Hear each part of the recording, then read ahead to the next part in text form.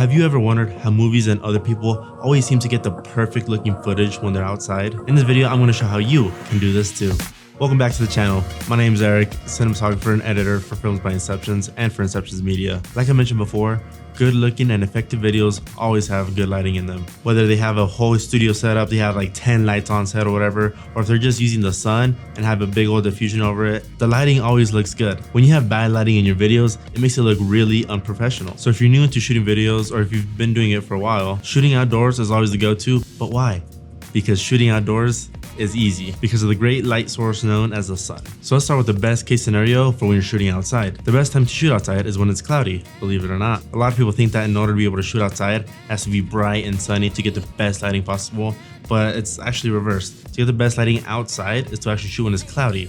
And this is because you can get even lighting on your subject. You don't have to worry about the dark circles around your subject's eyes. You don't have to worry about where the sun's positioned. You can just go out there, point your camera anywhere, put your subject anywhere you want, and just start shooting. You don't have to worry about any of that, and it makes it super easy for everybody. Another benefit to shooting when it's cloudy is that it's less hot.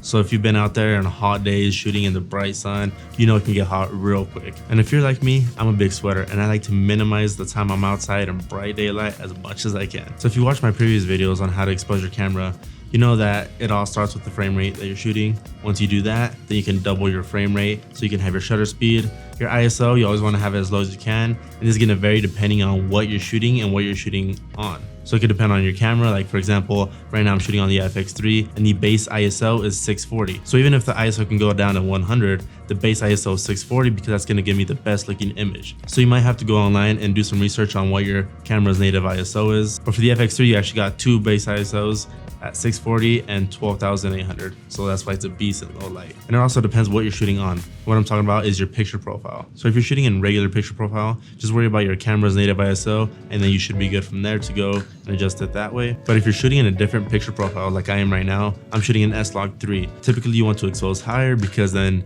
when you come in and take it into the editing room, it's going to expose properly once you actually color and all that. But when you have your ISO set and then your aperture set and your shutter speed double your frame rate, you still might be a little bit overexposed. But like I've said before, you can always just crank that shutter speed to bring that exposure down to the proper levels. And as long as it's at least double your frame rate, you'll be good. Another alternative to cranking your shutter speed is to actually use VNDs or NDs. And these are variable ND filters or ND filters. So a variable ND filter is basically a glass element that you can just screw onto the front of your lens. And depending on if you want more light or less light to come through, you'll just be able to turn it. These are very popular because you can easily and quickly control how much light you let in through the lens. ND filters are similar to the variable ND filters, except they're not variable. So it's going to be one piece of glass per stop. Regular ND filters are typically used in higher level productions because they are higher quality glass than variable ND filters. The downside to this though is that it takes a little bit more time to swap out pieces of glass. It's not as easy as just turning the front element, but overall at the end you'll have a better quality looking image. So if you want to get variable ND filters or regular ND filters,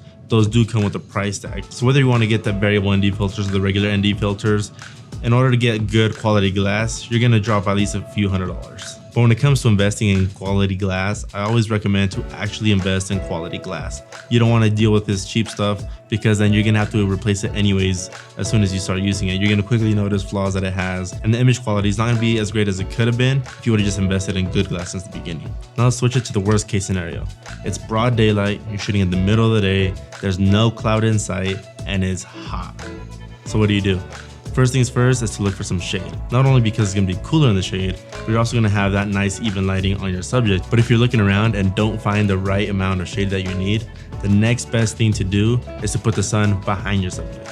Like I always talk about, putting the sun behind your subject is going to allow you to have nice even lighting. This is going to at least allow you to have even lighting on your subject's face. The downside to this though is that you're going to have a super blown out background when you're trying to expose for your subject. But depending on what you're shooting, that's where your judgment is going to come into place. Would you rather have a bright blown out background, or would you rather have a few tar shadows on your subject's face? That's up to you to decide. If none of these options work for you, then you're going to need to use something called diffusion. Diffusion is basically a thin fabric that when light passes through it, it'll soften up any kind of light and just have that nice even lighting on your subject. This can work with any type of light. So if you're shooting like indoors and have studio lights or something that are really harsh and you want to soften up, or if you're shooting outside and with the sun, this is the thing to use. Diffusion is a little bit more difficult to use because of the cost and because of the time you need to actually set it up. You can find a pretty cheap diffuser on Amazon. They usually come in like a 5-in-1 kit that'll have like the reflectors and a diffusion on the inside of it. But these typically tend to be a bit smaller.